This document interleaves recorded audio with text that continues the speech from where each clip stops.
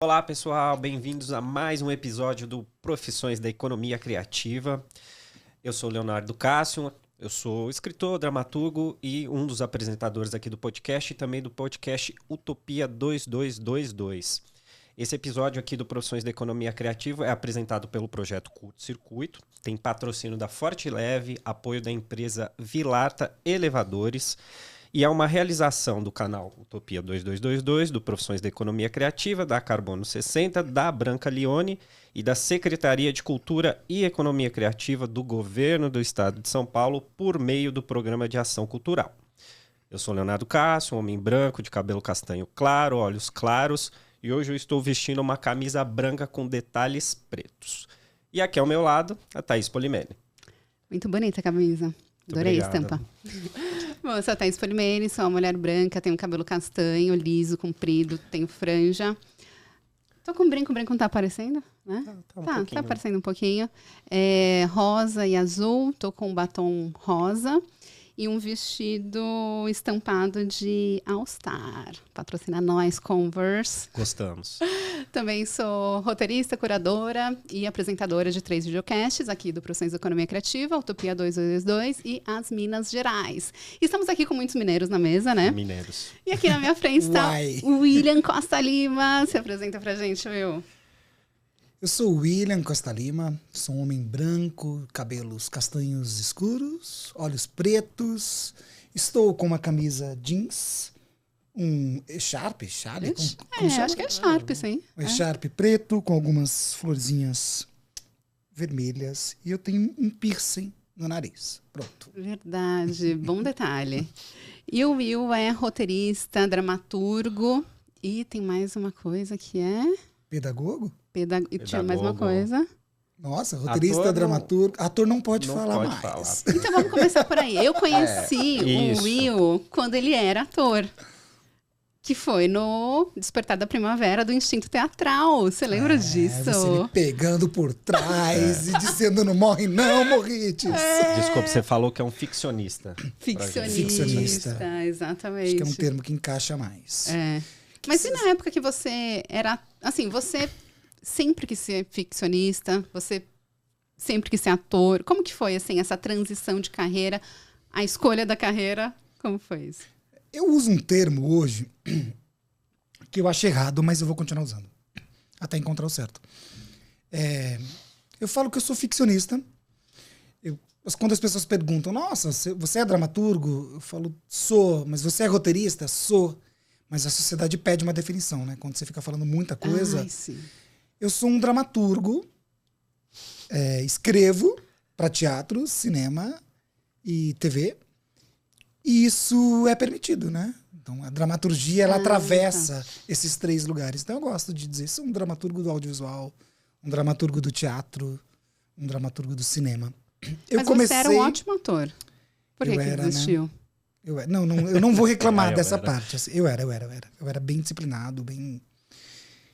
eu sou uma pessoa muito elétrica, né? E eu acho que atuar segurava algumas coisas, não é? Não faz sentido isso? Eu me tornei mais elétrico quando eu parei de atuar. Eu acho que essa coisa da explosão da energia, do tônus, de você poder usar a poesia ali. Eu acho que eu deixei de ser ator porque eu queria escrever. E eu queria escrever histórias que não estavam contempladas. Então eu sentia que o desafio era meio grande, assim. Eu amo atuar, eu amo formar atores. Amo. Acho que mais ainda. Eu sou um pedagogo também. E eu amo formar atores. Mas eu sinto que existe um lugar e uma missão pra gente nesse planetinha. Como é que eu vou atuar, escrever, dirigir? Eu gostaria de escrever histórias que coubessem atrizes, atores, ficcionistas e ouvidos que não se sentem contemplados, assim. Eu comecei a fazer teatro, eu ouvia e lia muita coisa, mas eu falava, nossa, mas como é que é estar aqui numa comunidade e não me sentir lido, não me sentir representado, ser de Minas Gerais, de uma família com a mãe com 15 irmãos, o pai 14, ser pobre e não me sentir representado. Falei, não, eu acho que não adianta. Se eu tiver como ator, eu não vou ser o dono da palavra. Eu acho que existe uma guerra de imaginário que a gente não percebe e ela passa por 3 lugares da cadeia produtiva, que é quem escreve, isso fica muito claro no cinema, né? Quem escreve, quem produz e quem dirige. E eu acho que as representatividades sociais, né, para além de todas as representatividades que a gente tem discutido bastante, de gênero e identidade, as representatividades sociais, elas são pouco inflamadas, né? Pouco refletidas, assim. Tipo, e eu acho que toda vez que tem um pobre escrevendo, tem diversidade de gênero, de identidade, porque é o que forma o nosso tutano, né? A matéria do nosso tutano é essa. Então eu senti que a escrita poderia ser um lugar que me contemplaria. Mas eu estou fazendo um solo como ator, com direção da Rita Clemente, do Rio. Tô fazendo. Tá vendo? É ator. Mas é um solo sobre alguém que escreve. É um solo sobre um autor. Melhor. Ninguém melhor. É um solo sobre um autor, com a Rita Clemente, uma diretora de Minas Gerais maravilhosa, especializada em escritas de solos. Ela se especializou nisso. Então os artistas procuram ela e criam solos implicados, assim, onde muitos deles contam suas histórias de vida, assim. E você que tá escrevendo? A gente escreve, mas quando tem uma Rita, escreve junto, sempre guiado ali. E ela demais. tá em São Paulo ou ela tá em Minas? Ela tá em Minas. Olha. A gente ensaia online, aí eu ensaio separado, e agora em junho, julho, faço uma imersão para fechar o espetáculo lá, em BH. Você gosta desse processo de escrever com uma supervisão em conjunto? Como que é? Ai, Porque tem gente que gosta mais de coisa solitária, né? Mais nesse sentido. É uma pergunta de dramaturgo para dramaturgo, gente. Léo, vê se você me entende. Quando você escreve com alguém que é muito bacana e que entende o lugar de cada um nessa escrita de colaboração, você adora. A gente sempre adora. É incrível. Escrever em processo colaborativo só com atores e atrizes que escrevem. Que entendem o que é um arco dramático, qual que é a linguagem que estamos usando. É interessante. Mas eu não posso também ser romântico aqui e dizer, nossa, como o processo colaborativo é legal. Não, porque os piores processos da minha vida foram colaborativos. Foram com grupos que não sabiam o que queriam e eu me sentia por muitas vezes objetificado. Sabe? Quando você tá lá tentando resolver uma demanda, tipo, eu não causei essa demanda. Tá, o meu imaginário como ficcionista, quando vai ser respeitado? Porque ainda mais agora, na explosão dramatúrgica que nós temos, assim, parece que o teatro tem que dar conta de tudo. Tem que dar conta de tudo, de todas as questões que a polícia não dá, de todas as questões que a educação não dá, que a saúde não dá. Então eu fico pensando, legal, nossa, que bom que eu estudei medicina. E vou ter que dar conta dessa pauta aqui. Então eu não gosto de escrever com muita gente. No audiovisual eu gosto. Amo uma sala de roteiro. Como que funciona uma sala de roteiro? Eu não tenho ideia.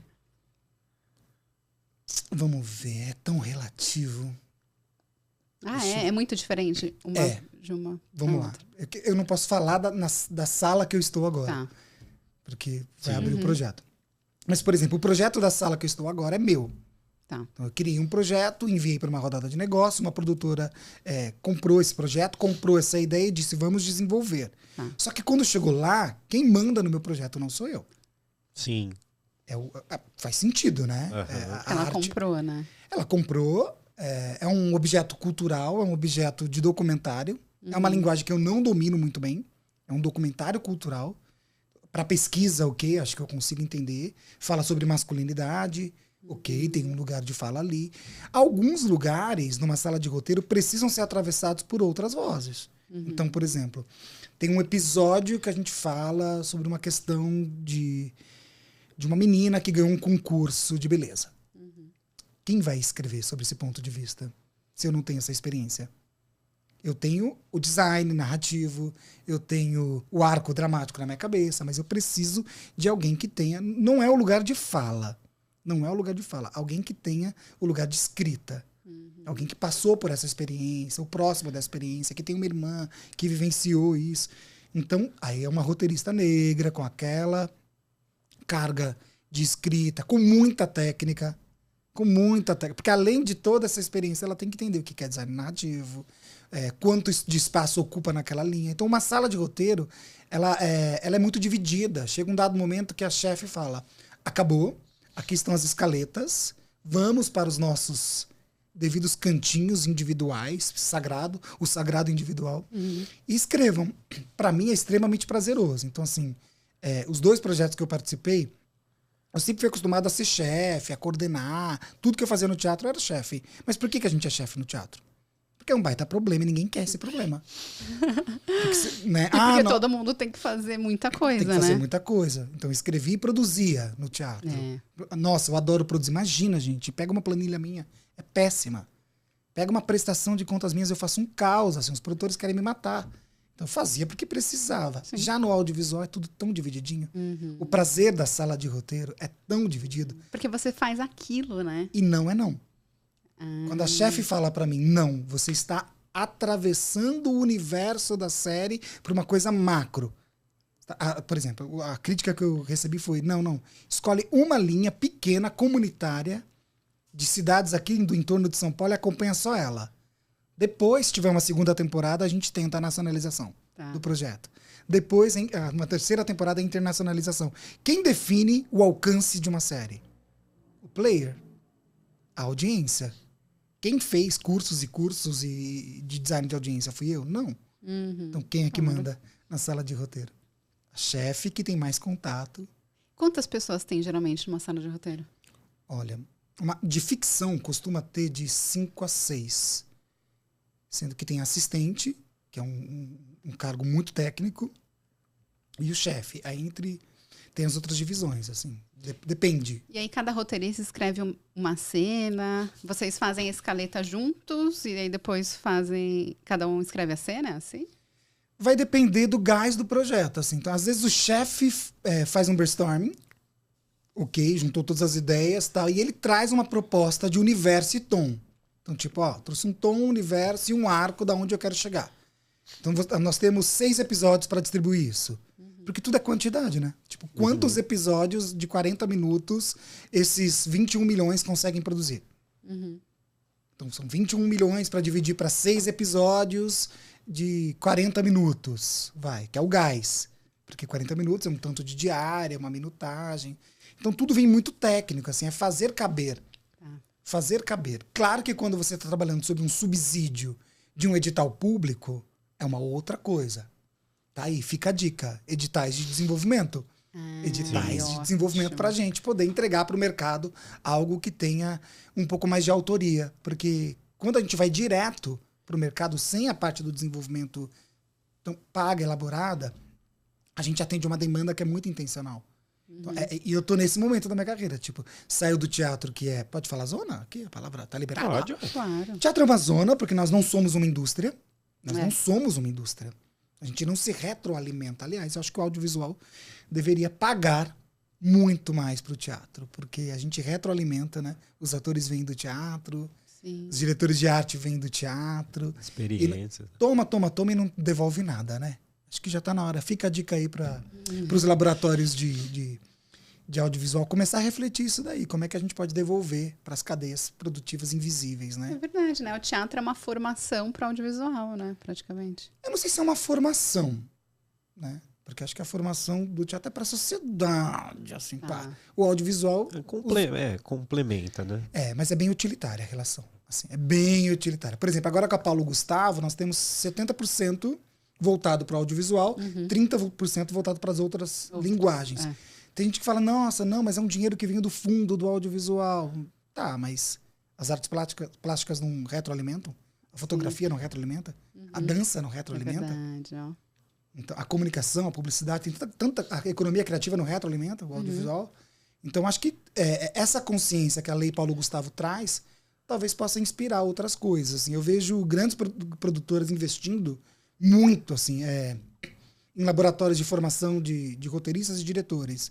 Mas será que vocês estão investindo em novas vozes, como atores, como atrizes? Exato. Em outros fenótipos, outros biotipos, para além da demanda que o capitalismo adora, né, atender nesse sentido. Agora é a onda X, agora é a onda tal. Mas será que vocês estão olhando para os sotaques, para as vozes, para os tonos, para as energias, né? Porque é difícil surgir uma Regina Casé e uma Dira Paz, né? É difícil. E quantas deixaram de surgir? Nossa, né? muitas. E quantas escritoras e escritores da periferia deixaram de existir? Ou foram abafados, né? Que é pior ainda. Também. Sufocados, assim. Eu sempre costumo brincar, assim, existe os 12 passos da jornada do herói, né? Lá do Joseph Campbell, que eu acho que é a base para quem escreve, né? Um dos 3 da tríade. A poética, o monomito, e tem mais um outro que depois eu vou lembrar. Tem os 12 passos da jornada do herói. Acho que todo artista tem isso, né? Não sei se vocês entendem. Que passo que você tá nesses 12 passos? Acho que a maioria, pelo menos, assim, eu comecei a fazer teatro com 21 pessoas. Pergunta quantas estão fazendo? Quantas? Nenhuma. Só eu. São 21 pessoas. Uma virou policial, a outra Foi uma vendedora. escola lá na LT ou não antes? Não, eu comecei a fazer teatro. Ai, meu Deus. Será que faz sentido? eu posso ir pra esse tema. É engraçado. Eu queria fazer alguma coisa que não fosse futebol. Eu jogava muito futebol. Você gostava? Eu queria ser jogador de futebol. Gente. Só que tinha uma coisa no futebol que me incomodava, que era a violência e a masculinidade. Eu já sentia algo da minha sexualidade apontando, e ao mesmo tempo eu falava, como é que eu vou jogar futebol? Se esse negócio aqui for verdade, como é que eu vou jogar futebol? Então tinha aquela tensão pra mim, assim, eu joguei num clube, não vou fazer divulgação do clube, não. E eu fiz escolinha de futebol da Aclimação durante 6 anos. É maravilhosa, um espaço público maravilhoso. E joguei em 2 clubes. Da escolinha eu fui pros clubes. No vestiário eu comecei a sentir uma tensão que eu falei, como é que eu vou levar isso pra vida? Era muito tenso, as piadas, as ameaças, né? O tempo todo você fica vulnerável, você sabe que você é gay, você tá ali no vestiário e os caras estão falando, vou te pegar, hein? Você fala, nossa, e por que você não se troca perto? Não é por causa de mim, é por causa de vocês. Porque vocês não respeitam o corpo um do outro, vocês tocam no corpo. E eu comecei a sentir no ambiente do futebol uma toxicidade mesmo, assim. Eu fui vanguarda, hein? Já tava sentindo a masculinidade tóxica em 96, 97. Eu falei, eu preciso fazer outra coisa. Eu comecei a entrar em crise. Eu tinha uma tia-avó muito legal, uma senhora do candomblé, negra. E ela me levava para um outro lugar. Na minha família foi o contrário. Assim, a minha família negra era a família rica. Era a parte rica da família. E é incrível, assim, baianos, super estudiosos, liam bastante, viam muitos filmes hollywoodianos. Então, assim, 3 filmes, sexta, sábado e domingo. Eu tinha que sentar com eles e ver. Eles me chamavam de pé de barro, porque eu vivia com pé de barro, jogando bola. Pé de barro, senta aqui, vamos ver um filme. E eram umas coisas tipo A Cor Púrpura. Tipo, mano, pensa pra um moleque de 13, 14 anos ver A Cor Púrpura. Não acabava nunca. E eu acho que a dona Zefa, nesse sentido, ela foi criando essa consciência, assim, do estudar. Senta aqui. Os netos dela não gostavam tanto de estudar, nem de ler. Ela percebeu isso em mim. E ela falou, você não quer fazer um vestibular pra ETEC? Eu pago pra você. E eu fui fazer a Cacá, o vestibular pra Cacá. Todo mundo prestou e eu fui o único que passou. E eu fiquei muito me achando. Falei, mano... Pro ensino médio. Pro ensino médio técnico. Eu tentei todos os técnicos, edificações. Quando só sobrou moda e nutrição, eu falei, acho que não é aqui, meu lugar. E eu passei no vestibular da Cacá, comecei a conhecer um conjunto de coisas culturais, entre moda, fotografia. Nossa, falei, o mundo vai além do futebol. Cara, uma galera diferente, né? Até que tem uma galera diferente, eu nunca tinha visto oriental. Eu nunca tinha convivido com orientais.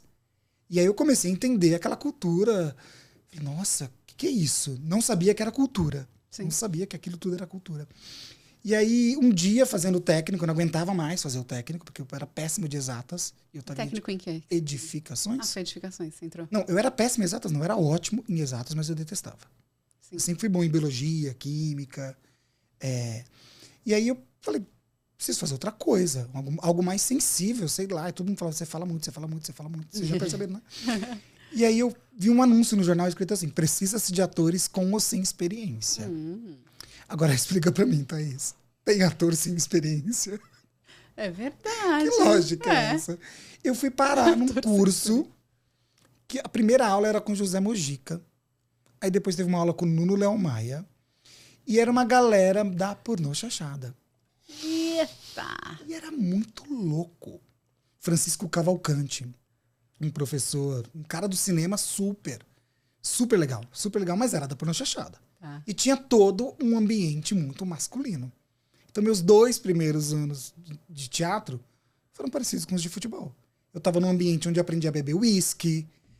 Nunca tinha papel para mim, porque eu era mais novo, um pouco mais afeminado. Tá? Eu não poderia ficar virando madrugada. Eu tinha 16 anos, você sabe. E aí, eu fiz 2 anos de curso lá, me dediquei, não me encaixava. Não entendia o que estava acontecendo naquele ambiente. Era muito masculino. Tipo, lá eles bebiam uísque. Ensinavam você a beber uísque. É o Campari da época. E aí chegou um dado momento que eu falei, tem alguma coisa estranha. Eu tô querendo fazer esse teatro aqui. Eu gosto de estar aqui, mas é muito violento. Eram papéis assim. Era muito legal, mas era a herança da pornô chanchada. Eram mulheres com cabelo torcido no braço e gritando, para. E aquilo me deixava muito louco. Homossexuais levando tapa na cara. Então as peças falavam sobre essa margem da vida. Tá bom. Que existe, né? Existe, mas vamos reconstruir os imaginários, né?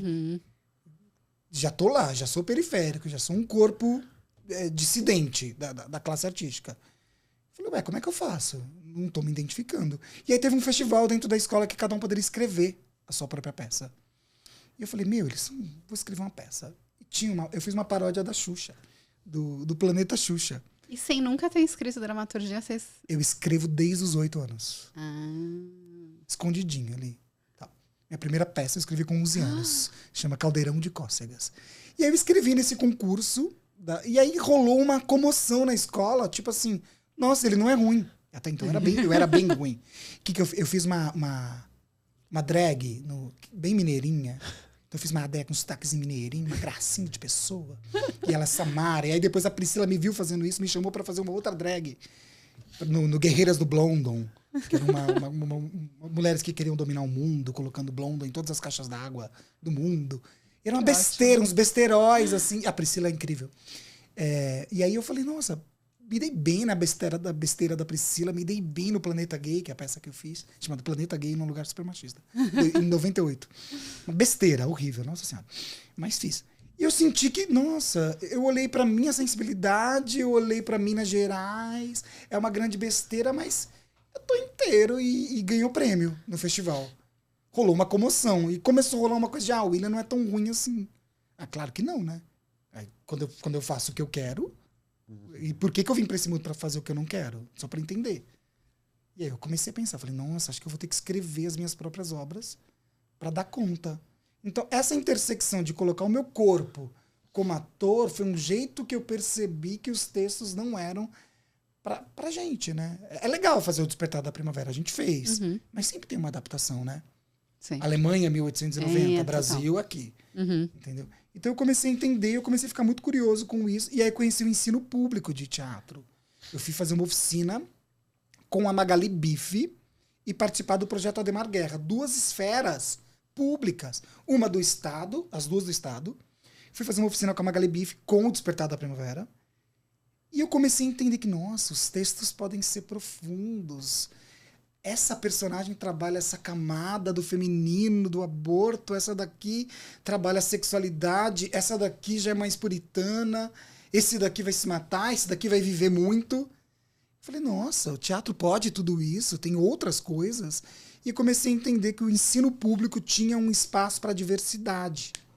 Falei, eu preciso entrar numa escola de teatro pública. Aí eu comecei a prestar as escolas de teatro públicas. E a que me aceitou foi a Escola Livre de Teatro de Santo André, em 2004. Olha isso. 98, 2004. 6 anos nisso. Fui aprovado em 2004. Fui fazer a Escola Livre de Teatro Santo André. Não me identifiquei com o curso de interpretação. Passei para direção e dramaturgia. De manhã. Não sabia. E aí eu fiquei 4 anos estudando lá.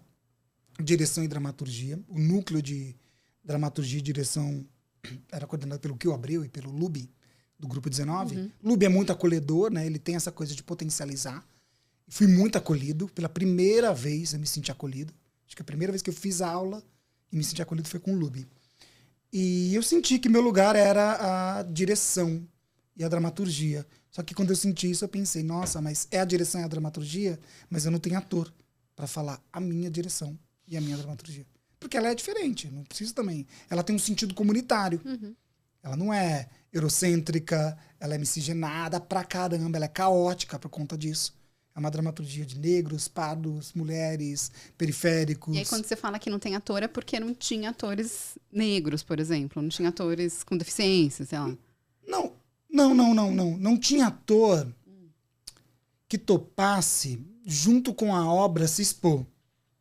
Entendeu? Porque, eu escrevo texto que revela esferas de uma comunidade. Se ele revela esferas de uma comunidade, ator não vai querer. Não. Eu me formei, eu tenho essa voz, esse jeito de falar, eu não vou fazer esse personagem. Não sabia. Eu senti que eu estava escrevendo para um outro público, que não era para ator. Aí eu comecei a perceber, eu falei, então eu não escrevo para ator, eu escrevo para comunidade. Então eu preciso criar espetáculos com um olhar comunitário, onde um cadeirante pode atuar, e a história dele vai fazer parte daquilo. Às vezes a gente escreve de fora para dentro. Eu acho que eu escrevo de dentro para fora.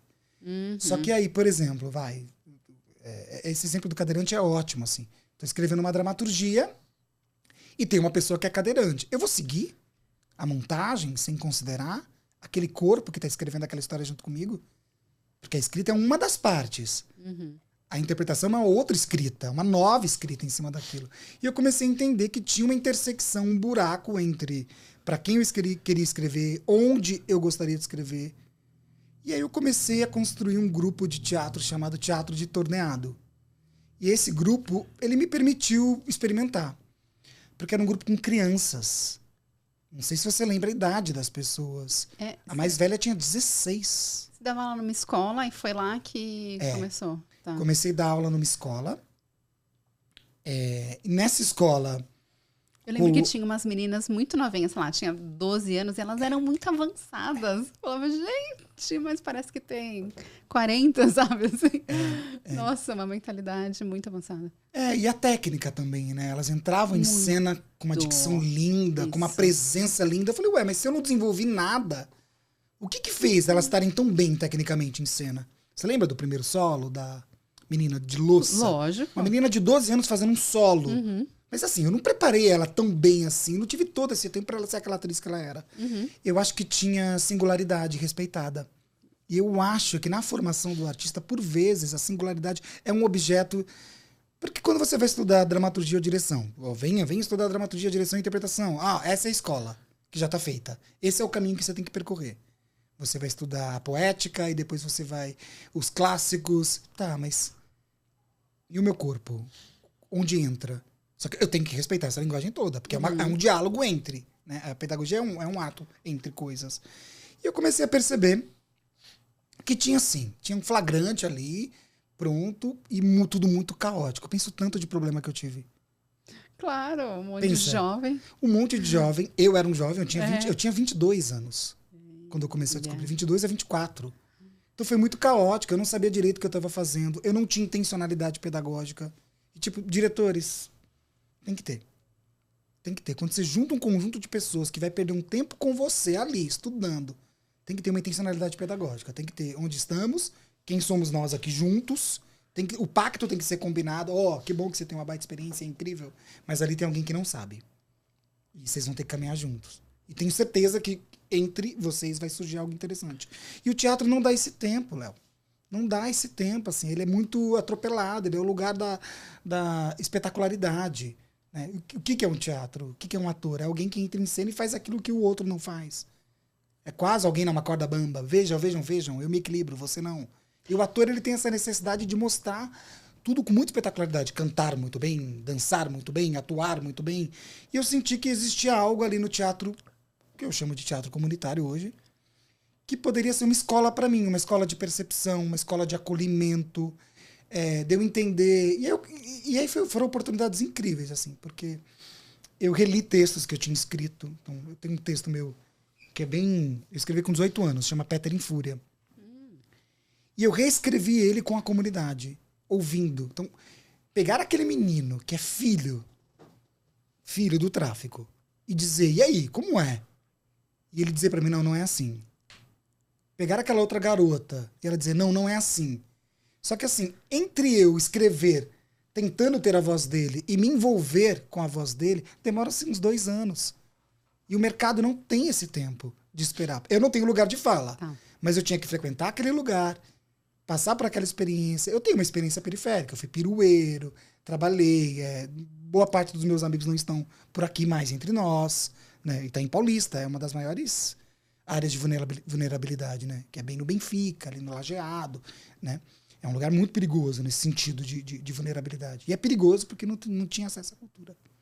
Uhum. Então, o Léo comenta também disso, né, Léo? Eu ia falar sobre isso agora. Pode cortar aí que eu já viajei tanto aqui. Não sei se tá dando pra acompanhar. Eu queria falar sobre uma... você é o contador de histórias. Super dá pra acompanhar. Aqui, isso. Gente, tem que trazer lá pro podcast depois essas histórias. Mas é que você comentou bastante, assim, pelo que eu tô percebendo, em todas as suas decisões, você reflete muito sobre. Então, passei isso aqui no vestiário, passei isso aqui, aí vou fazer escola, vou procurar um teatro. Aí chegou lá, não é ator, eu vou fazer direção. Aí tem um buraco aqui, falta pedagogia, sabe? Você tem um processo, a Thaís fala muito sobre autoconhecimento, reflexão, e eu também vim de área periférica, muito parecido, perdi amigos e tal, e eu comento com a Thaís, assim, eu fui, com vocês também, né, a gente já falou aqui, muito no orgânico, onde eu tô, que você tem esse processo, eu nunca tive, não de maneira consciente. Eu acho legal falar sobre isso, porque procurar uma profissão, que é o que a gente está falando aqui para o jovem, é uma coisa complicada. Ainda mais, porque né? Foram caminhos diferentes, né? O Will, ele pensa, ele vai fazer um curso. Você... Vamos aí, é o que dá. Tipo, quero escrever. Aí você vai ler bastante e vai escrever.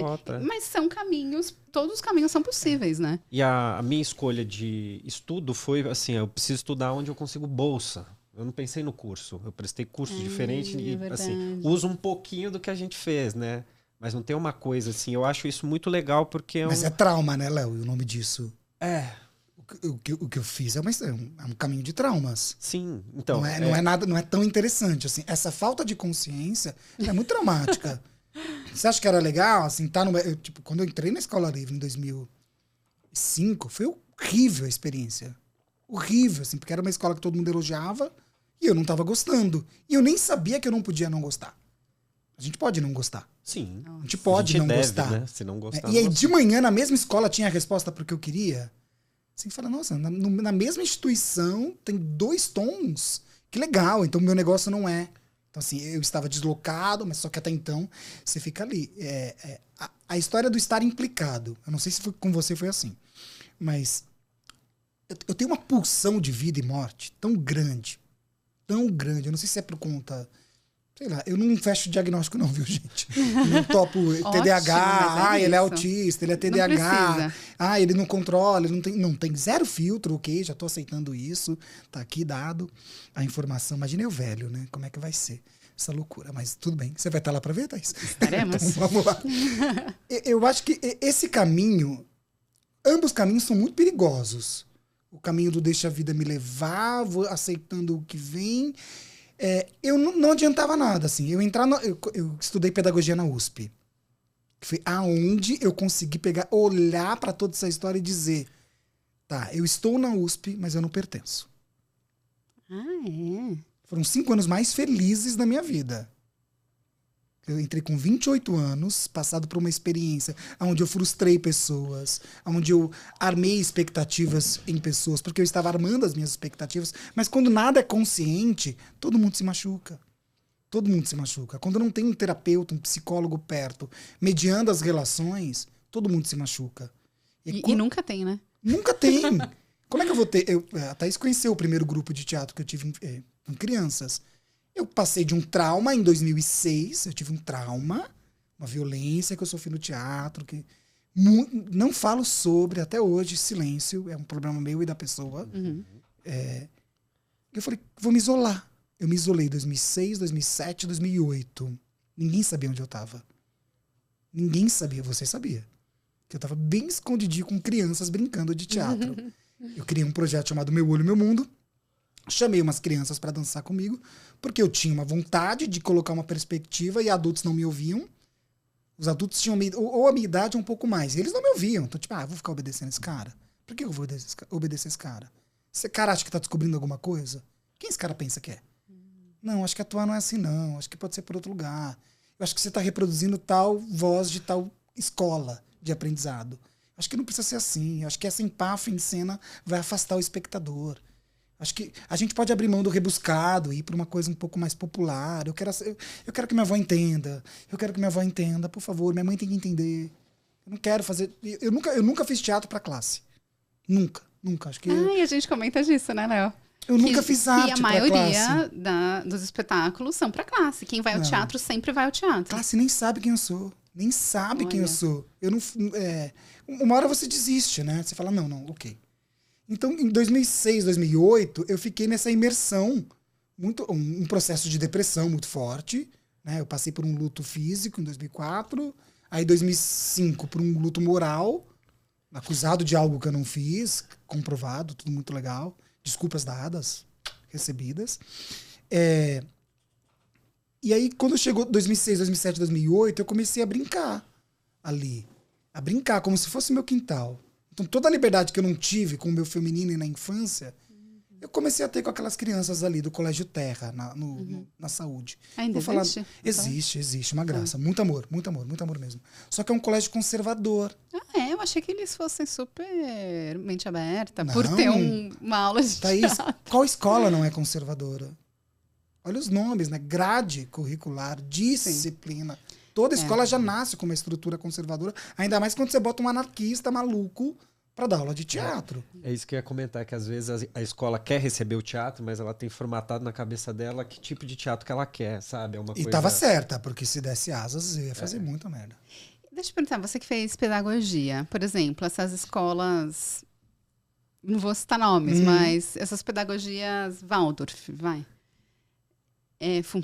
não funciona, mas assim, realmente assim, é mente aberta ou não? Nossa, mas que pergunta mais cabeluda! Qualquer pedagogia é fruto de uma realidade comunitária. Tá. Então não existe pedagogia Waldorf. Não existe pedagogia socioconstrutivista. Isso é uma grande falácia, assim, que as pessoas... existe um conjunto de experiências que foi datado em alguns livros. O que é uma pedagogia Waldorf? Era uma vez uma fábrica... lá na Alemanha, acho que era uma fábrica de cigarros, que queriam colocar os filhos dos funcionários num lugar. E aí, a partir daí, foi criando. E aí, eles tinham princípios morais, né? Dever e o querer, que gerava moral, devemos isso, queremos isso. Essa é a moral dessa pedagogia. A Waldorf tem um ensino que não é transgressor, porque nenhuma educação é transgressora. Toda educação tem um objeto disciplinador. Não adianta dizer assim, nossa, tal escola é incrível. Não, gente, para começar, né? Vamos refletir. Grade curricular. Disciplina. E pelo menos matéria. Aqui em São Paulo, essas escolas que teoricamente são mais transgressoras, são muito caras, né? São as mais caras, geralmente. São caras, elas são feitas para uma elite. Elas são feitas para manutenção de alguma coisa, de esquerda à direita. Não se esqueçam disso, gente. A elite ela é de esquerda, a elite é de direita. A elite quer se manter em algum lugar. E aí ela tem alguns mecanismos que são colocados na sociedade como poder. Então, assim, tal tipo de dança agora é a pegada, então coloca na escola. Tal tipo de teatro agora é a pegada, coloca na escola. Então, existe uma manutenção de um poder e a escola é parte disso. Nesse sentido, né? Inclusive, as escolas públicas são parte disso. Quanto menos, como que melhor. Você vê assim, escola pública tem como ser melhor, porque as pessoas têm reclamado muito, né? Mas tem algumas escolas que são modelo. Tem uma no Butantã, eu acho, não modelo é? de muitas coisas. Não, tem uma no Butantã que me falaram que é uma das melhores. Ela assim. chama Amorim. Isso. Amorim. É que o que eu percebo sobre as escolas que eu conheço dentro e fora de São Paulo, né? Porque tem muita escola modelo fora do estado de São Paulo. É isso que você fala, ela parte de uma experiência do bairro, da comunidade, de alguns professores verdade. agindo ali em prol da escola mais do que Não o vem sistema de cima, ensino. né? Eu não sei se é uma Deixa eu ver leitura. se a gente está chegando no mesmo lugar. Vamos lá. Tá. Eu vou colar as duas histórias, Tá. para não ficar perdido. Eu tinha uma vontade de estudar teatro sob uma perspectiva que era o meu corpo, a minha história. E existe já uma história do teatro. Existe já uma história do teatro, que é a técnica, a linguagem, tudo isso junta com a minha história pessoal. As escolas, elas não estão prontas para singularidades, nenhuma escola. Nenhuma escola está pronta, desde as de teatro até a crise da escola de teatro, a crise da escola de cinema e a crise da escola pública, a crise da escola particular, é essa, ela não está pronta para lidar com a singularidade da comunidade. Em nenhum lugar do mundo. Assim, você que fez Em pedagogia. nenhum lugar do mundo, Summerhill não está pronto. Tá. Summerhill não está pronto. Você acha que é possível estar pronto em algum momento? Vocês conhecem a história da escola, da formação estrutural? Acho que De não. como chegamos nessa ideia panóptica? Por cima, né? Vamos lá. As escolas, antes de existir nas escolas, nós tínhamos os espaços de ofício. Matemática era aqui. Geografia, ali. Português, ali. E tudo isso que eu estou apontando aqui com a mão era a cidade. Tá. Então, a pessoa, quando queria aprender matemática, ela ia onde? No espaço de matemática. Tá. No ofício de matemática. Geografia. Dança. Teatro. Olha o deslocamento que a criança faz por aquele bairro. Por aquela comunidade. Então, a educação estava costurada na cidade.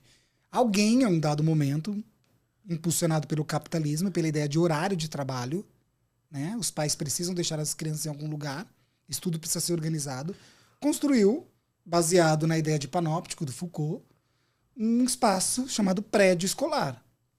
Muito parecido com a prisão, onde tem um lugar onde a coordenadora e a diretora ficam olhando quem entra e quem sai. Né? Então, em função da demanda dos pais, criou-se esse espaço geográfico onde as crianças entram 7 da manhã, o que é impossível biologicamente. Totalmente. Eu acho desumano. Desumano, né? Muito. Então, as crianças entram 7 da manhã e saem 5 da tarde. E isso corresponde a quem? Você acha que alguém está preocupado? Você acha que a primeira ordem é a singularidade da criança? Se não respeita nem o horário dela. Ela já foi feita para outra coisa nesse Se caso. você fala assim, né? Will, você tem alguma boia de esperança para jogar nesse mar da educação? Não, não tenho. Não sou eu que faço isso. Eu sou um filósofo. Eu sou um cara do teatro. Eu sou um filósofo, não, né? Pretencioso isso. Eu estou muito mais próximo de um filósofo do que de um educador. Sim, Embora porque depois as pessoas falam, tá, mas e aí, qual que é a solução? Não é você que tem que dar a solução, né? Não. A solução é que a instituição repense a ideia de indivíduo, de indivíduo, não pelo ego, né? E sim pela singularidade. E que a gente comece a ser um pouco mais psicossocial, né? Um pouco menos político, intencional. Tipo, então, vamos ser... tudo é político, né? Então, o colégio que eu tava, lá com as crianças que eu tava contando para vocês, chegou um dado momento que eles falaram, vocês não cabem mais aqui. Não cabem mais aqui. Você faz umas peças muito loucas. Não foi desse jeito educado que eles falaram, não. Foi bem estúpido. Né? A dona votava no Maluf. Tá. E eu nunca tive ódio dela por ela votar no Maluf. Eu tô ali fazendo meu trampo. Então, você não cabe mais aqui. Eu falei, tá, entendi. Me expulsou. Aí eu fui parar num partido comunista. Ah, eu lembro. No PCO. Eu até fui lá algumas vezes. E não cabia também. Aqui eu não cabia de um jeito. Tá. Aqui eu não cabia de outro jeito. Então, essa coisa de querer fazer caber é só se a gente tivesse o nosso espaço, com as nossas lógicas. Então, assim, as crianças precisavam de um espaço onde elas pudessem entrar e lavar uma louça que consumiu. As crianças precisavam de um espaço onde elas pudessem limpar um banheiro. Na escola não pode limpar o banheiro, porque não pode. Mas assim, é um absurdo, né? As crianças, na ética e na pedagogia que se instaura, todo mundo tem que colaborar. Então eu, como professor, chego antes, limpo o banheiro, lavo o banheiro, entendo essa demanda, a criança, o lanche dividido ali e tal. É um outro espírito. Aqui na escola particular não pode. Aqui, Aqui, a qualquer momento, vai estourar uma greve e eles vão entrar no auditório que a gente está ensaiando e vão dizer sai. Então, é tudo muito violento. Assim. Então, pensem que esse mesmo movimento que acontece com quem quer tentar algum ato que respeite a singularidade, acontece com cada indivíduo de nós.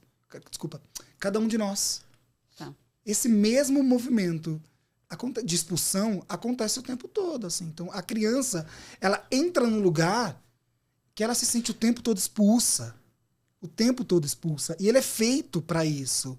Porque ele não atende primeiro. A primeira demanda é a do pai e da mãe, e a do trabalho, a do capitalismo. E a última demanda é a dela.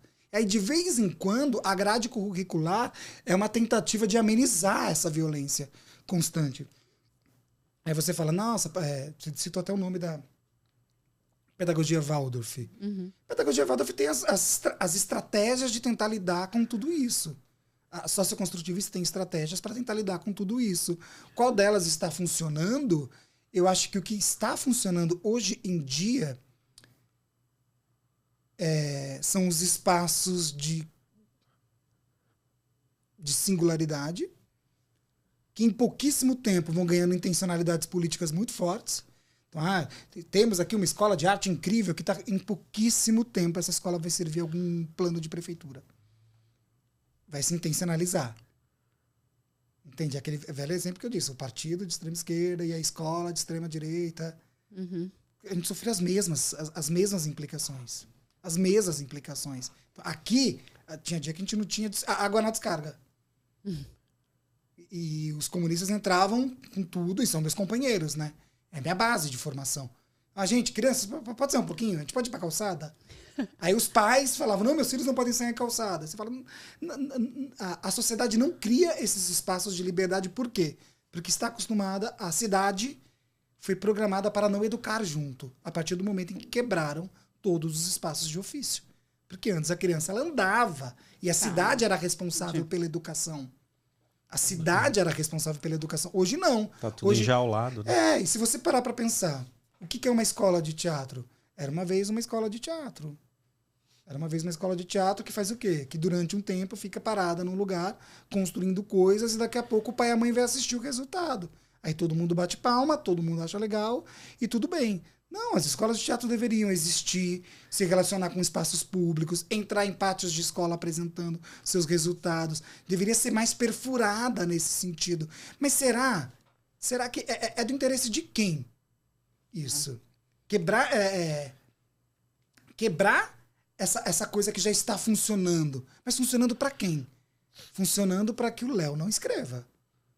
Funcionando para que essa escrita não apareça. Porque se a comunidade ganhar um valor... Mas quem está certo? Os indígenas. Quem está certo? Os indígenas. O Ayrton Krenak. Quem está certo? Ele. Escuta ele. Quem está certo? Os povos indígenas, os povos originários. Não existe uma educação que faz mais sentido do que as educações de matrizes orientais, dos povos originários aqui da nossa Brasil. Que a gente não estuda, né? Eu imagino que no seu curso de pedagogia, o mais estudado era, sei lá, Europa, né? Não. Não? Não. Faculdade de Educação da USP, professor Marcos Ferreira, professor Rogério de Almeida. O noturno da escola é tomado de professores de rede pública, fazendo mestrado, doutorado. A Faculdade de Educação da USP, ela é um respiro em vários sentidos. Em vários sentidos. E aí abre caminhos para estudo de povos originários. Sim, há 12 anos começou um processo e com o Labiarte, o professor Marcos Ferreira abre coisas na gente incrível. Quando eu digo... eu fui aluno da Maria Clara, do EJA, que a corrente dela é oriunda do Paulo Freire. Lisete Areraro, Paulo Freire. Então, eu acho que teve toda uma perspectiva. O que eu aprendi na faculdade de educação, o respeito que eu tive na faculdade de educação como artista, eu digo, eu não tive nas outras instituições que eu fui estudar arte. Porque todas as instituições que eu fui estudar arte tinham um conjunto de intencionalidade. Essa estética, essa voz, esse jeito, esse tipo de teatro. Tipo, de repente o épico do Brecht já não era mais o épico do Brecht. Ele estava servindo a alguma coisa que não era mais aquilo. Tipo, porque seja o que for, qualquer processo de arte e de educação, a gente está testando a nossa capacidade de fazer roda. E a gente esquece disso, assim, qual a capacidade que a gente tem de fazer uma roda com essas pessoas aqui, se observar durante um tempo e permanecer ali. As pessoas não permanecem, em pouquíssimo tempo. Eu tenho essa experiência, assim, adoro tudo que aconteceu, mas a cada 6, 7 anos eu tenho um ciclo de abandono no meu grupo de teatro. É um ciclo de, não, agora eu vou viver disso. Despertei. Isso aqui não dá dinheiro. Não, estou em prol do... Aí... o diretor é mau, o processo é ruim, o trabalho é caótico. Claro que é. E vai ser para sempre caótico. Nós nunca tivemos uma sede, nós nunca tivemos um lugar. Pagar aluguel é algo muito difícil. E durante anos, quem bancava aluguel sempre fui eu. Trabalhava em várias instituições para pagar o espaço, com sempre a ajuda de um ou outro, um pouco mais assim engajado, que dura temporariamente, porque o capitalismo chama. Que legal que você está 6, 7 anos aí nesse projeto. Nossa, que lindo. Mas vem cá trabalhar agora. Entendeu? A esquerda capitalista, a direita capitalista vai chamando, vai dizendo, não dá mais não. Vem pra cá, isso é muito bom. Então, assim, o que eu acompanho, pelo menos no meu processo, é um processo... As pessoas passam 8, 9 anos e depois é como se não tivessem passado por aquilo. Como se não tivesse existido na atmosfera poética deles. Porque é caótico, é não lugar. Você acha que alguém lembra do professor de educação infantil, Thaís? Não. As pessoas não estão. O que se valoriza no Brasil? Qual que é a luta? O ensino superior. Né? Superior. É. E o que mais forma? É o ensino infantil. Total. Eu ia citar isso. Você falou que a sua escola, onde você estudou na USP, foi muito legal, tem ótimos professores e tal, mas quantas pessoas entram lá e como é que são as escolas que não são na USP de educação? E eu fico pensando ainda mais. Né? Muito legal, dentro da academia, mas é possível passar isso para o mundo, sabe? Porque tem muita coisa muito interessante dentro da academia, né? É emocionante falar isso para vocês, assim. Por que eu defendo com todo o meu lugar de carinho a minha formação na Faculdade de Educação?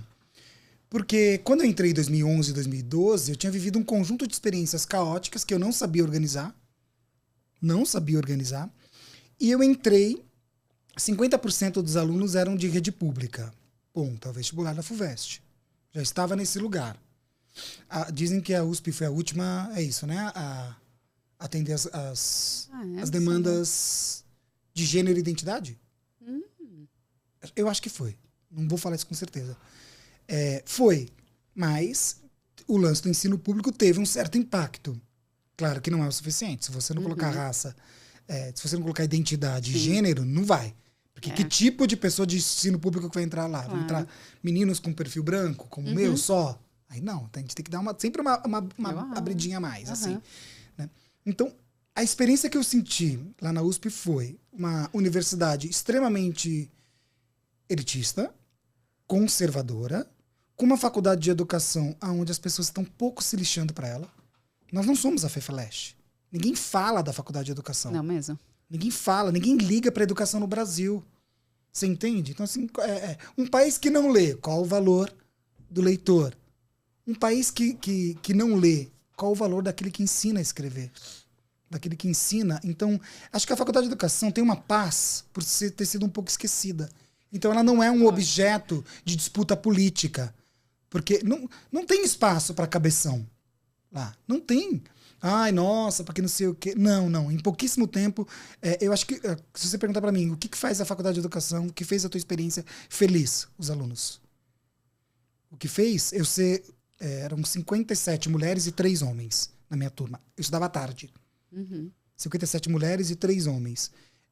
Nas primeiras discussões eu fiz uma roda e disse, mano, na boa, eu tenho 28 anos, eu custei chegar aqui, vocês não vão fazer isso. Vocês não vão me tratar desse jeito, não vão tratar ela desse jeito, a gente vai fazer uma roda e vai conversar. A professora, falei, não, professora, na boa. Vocês não estão querendo ser a faculdade revolucionária? Então a gente vai... Então acho que rolou uma comoção a partir da minha postura e da postura de mais umas 5, 6 garotas, todas mais velhas, todas com 50 anos, 40, se sentindo muito não preteridas pelo frisson que é estar numa universidade de São Paulo, porque eram mulheres que tinham que correr para casa, né? O bebê estava aqui, pendurado. Então a gente olhou um pro outro e falou, não, a gente não vai fazer desses 5 anos os 5 piores anos da nossa vida. Porque os meus eu já tive. Eu não quero ter. E aí a menina veio da Ucrânia, uma delas. Tipo, ela falou, não vou. Então vamos fazer direito? A outra já tinha abandonado a Unicamp nos anos 90. Não vamos. Então acho que rolou um combinado. Então quando eu digo para vocês, é o professor que faz a escola? Muito pouco. É a comunidade. Aí de repente, quando o Jaime, que é um dos professores de didática lá, percebeu que tinha essa força, o Marcos Eusébio de filosofia, Carlota Boto, foi percebendo, eu não sei como foram com as outras turmas, mas o centro acadêmico funcionou, foi retomado. O nosso time de handball e de futebol foi campeão da USP pela primeira vez. O futebol feminino da Faculdade de Educação é absurdo. O handball é animal. Animal. E assim, o empoderamento acontece por onde? Pelo grupo de teatro do Willa, lá da faculdade, também. Mas aconteceu pelo handball. Aconteceu pelo handball. Então, a gente se organizou de um jeito. Então, assim, depois da minha turma, eu sei que as 2 próximas turmas foram bem impactantes, assim. E tá todo mundo ocupando um espaço na educação griot, nas educações periféricas. A maioria está na escola pública. Se formaram na faculdade pública, estão na escola pública. O projeto não ganha tão mal assim, né? Um professor. As pessoas falam assim, eu não sei, assim, uma média salarial de 6 mil, um professor, não sei qual é o cargo horário, da meio-dia 6, sei lá, 6 mil, não é uma média tão frágil para um Brasil. Gente que trabalha em escritório que não ganha isso, né? Para o Brasil da nossa realidade, assim. E eu tenho amigas que fizeram doutorado que estão felizes no berçário. Super felizes no berçário. Perfeito. Então, eu acho que existe uma coisa lá na Faculdade de Educação, Thaís, que é uma fenda que pode se abrir e se fechar a qualquer momento. Agora eu sei que voltou a ser uma faculdade triste. Triste. Mas é a comunidade, é a capacidade de roda que a gente tinha. Nosso grupo de teatro era incrível. Incrível. Acho que das 3 melhores montagens que eu fiz da vida, 2 estão lá. Eu fiz teatro em tudo quanto é lugar, profissional, com dinheiro, com milhões. Nossa, que legal. E de repente as 2 peças do grupo de teatro da faculdade são as peças que eu tenho mais saudade. Aquela mulher da Copa que nunca vai fazer teatro, nunca faria teatro, ela fez. E hoje ela estuda teatro. Então existe um lugar da pedagogia que ele é atravessado quando a gente entende qual que é o espírito daquela comunidade. Mas aí é tempo. O capitalismo não dá tempo para isso. Não dá tempo. Não dá tempo. Você sabe quanto tempo dura um curso de formação de ator hoje em dia? 4 anos? 1 ano e meio. 1 ano e meio. É que na época que você estudou teatro era isso, né? 3, 4. Diminuindo. 1 ano e meio. 1 ano e meio. E você sabe o que você aprende dentro de uma grade curricular de uma escola de teatro? Você aprende a atuar para a série da Netflix? Me explica. Você lê algum roteiro da Netflix numa escola de teatro? Acho que não, né? Qual o sentido comunitário de empregabilidade as pessoas estão tendo ao prestarem uma escola de teatro? Você aprende a ler um roteiro numa escola de teatro? Você aprende a entender uma tomada de corte? Não, mas uma escola de teatro é formada para formar para teatro. Pera, mas se as pessoas estão na escola de teatro fazendo testes para audiovisual, a comunidade está dizendo que tem que mudar alguma coisa. A comunidade tem que dizer... há anos nós estamos dizendo, tipo, a gente não sai de uma escola de teatro sem saber fazer uma self-tape. Qual o sentido de a comunidade que vai estudar numa escola de teatro faz teste para o audiovisual. E até hoje a gente não se adaptou. A gente não se adaptou. E durante muito tempo, é um viés político esse. É um viés de manutenção de alguma coisa, imperceptível, desapercebido. Porque quem tem condições paga. E faz. Ou a grande escola. Geralmente as boas escolas têm 20 vagas por ano. É pouco, né? 20 vagas por ano. Para quem vão essas 20 vagas? Quem é que pode sair 11h30 da noite de uma escola? No extremo da cidade. Não tem transporte público. Então assim, existe... quando vocês perguntam, qualquer crise da escola de educação infantil, a faculdade, a escola de teatro, a faculdade de publicidade, por exemplo, vocês fizeram comunicação? Publicidade. Quantas coisas vocês precisavam aprender na faculdade, em diálogo com a realidade que estava no cotidiano de vocês? Tipo, nossa, eu precisava estar aprendendo isso. Não tinha na grade curricular. Porque é uma grade, ela está aprisionada. Aprisionada no quê? No que deu certo há 20 anos atrás. Ela só é mudada a cada 20 anos. 30. Na Faculdade de Educação a gente conseguiu colocar essas matérias todas, porque houve um congresso Eu não lembro quem foi uma galera do movimento negro, organizadíssima, trouxe para a gente a minuta do curso, a ementa do curso, e a gente falou, nossa, é para hoje, agora. E aí Elisete Aleiraro aprovou, a nossa coordenadora da época. Então a gente tem que aproveitar esses momentos e entender que, tipo, ok, avançamos. Em pouquíssimo tempo retrocede. Tá. Em pouquíssimo tempo retrocede. Tem que fazer a manutenção, né? Tem que Não fazer... tem como deixar. E a manutenção ela é feita em roda, né? Entendendo, assim. Não sei se eu tô muito vago, tudo que eu tô falando, desculpa. Não, Eu queria imagina. saber sobre a Escola Atemporal de Artes. Tá. Como que você conseguiu juntar tudo isso e criar a sua própria escola? Não me encaixar em instituições de ensino de arte é o que me implicou a tentar construir uma escola. Uma escola que eu estou tentando construir. E não sei se eu quero. Tá. Porque quando você se entrega para um ato educacional, você abdica da tua carreira de dramaturgo e diretor. É muita coisa, né? Importante. Eu adoraria. Se você perguntar, Will, o que você mais gosta de fazer? Escrever. O que eu menos fiz? Escrevi. Eu tenho, Você também, né, Léo? eu tenho 72 textos escritos. É bastante. Quantos? Sim. 72. A sociedade não conhece. Não. Você entendeu? São 28 roteiros. A sociedade não conhece. Quantos viraram peça e Encenado, nossa, encenado, série, enfim? olha, curta, 2, 3. Tem um agora que vai sair. Série tem 2 em desenvolvimento e meu longa-metragem tá rolando agora. Esse longa eu escrevi aos 18 anos. Eu Nossa, com 18 anos você produziu horrores. Produzi muito. Eu não estava tomado por uma necessidade de ser, de ter formação, ter a universidade. Eu ficava tanto tempo tentando entrar nos lugares que eu deixei de produzir. Depois dos 23 anos, eu parei de produzir. Porque eu ficava tentando ser aprovado em tal instituição, tentando fazer tal oficina, tentando fazer tal curso, tentando entrar com tal diretora, com tal diretor. Só que perde-se muito tempo, né? Perde-se muito tempo, né? Você já tem o principal, você já está querendo fazer. Então, a necessidade da atemporal foi assim. Ela tem um nome, que já é sugestivo, mas eu preciso explicar. Ela é atemporal porque as coisas mudam. Ótimo. Ela é atemporal porque ela está nessa constante necessidade de olhar para aquela comunidade a cada 2 anos. Então, eu percebi que pessoas da periferia não conseguiam se formar nas artes. E quando conseguiam, elas faziam, de certa maneira, uma espécie de traição à sua lógica comunitária.